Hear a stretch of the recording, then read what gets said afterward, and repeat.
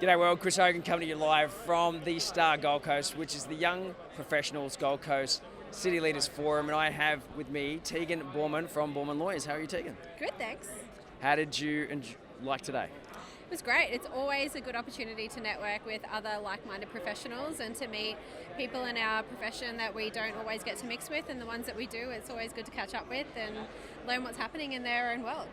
And what did you get out of today? I think just catching up with everyone that, sometimes I see and sometimes I don't, but always just mingling and networking and, learning a little bit more about what's happening in our community from the panel. It's always an exciting time. Any topics of major interest to you? I think obviously the upgrade of the infrastructure on the Gold Coast is always an interesting topic, and how we retain the best talent, so that's always an interesting topic to me, and yeah. Great. And what is it that you could do at Boorman Lawyers?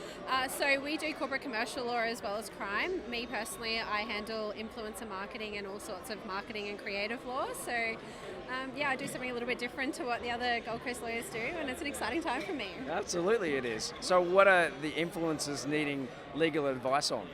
I think the biggest thing for influencers at the moment is content and use of content. So, if you create a piece of content for a brand, whether it be, a swimwear label that you are being photographed in and promoting it, or, it could be any piece of content, it's what can you do with that? So what can the brand go and repurpose that content for a Facebook ad, or what can they do with it? So it's always interesting to see both parties' perspectives, and if there's no agreement between them, navigating that unique relationship is always interesting. So definitely have an agreement, but if you don't, come and see me. And what are the biggest mistakes the influencers are making around that then? I think specifically around understanding content requirements. So what a brand wants to do with the content they're creating is always one of the biggest pieces, but around disclosing the fact that it's a sponsored post is also another really big issue at the moment. So that's always an interesting point and a lot of questions I get. So is it the vernacular, the terminology,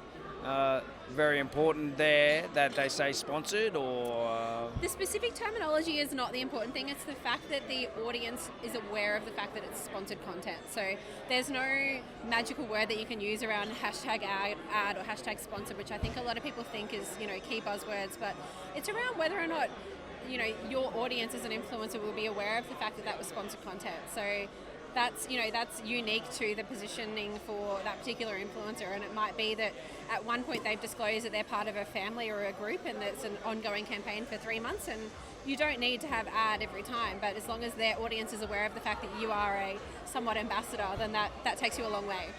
Fantastic. Well, how do people stay across what you're up to or what Boorman Lawyers are up to? They can find us either me personally on LinkedIn or on our Instagram page, which is Boorman Lawyers Business for the influencer stuff, or on Facebook. Boorman Lawyers. That's right. Very correct. Cheers, guys. Chris Hogan coming to you from the City Leaders Forum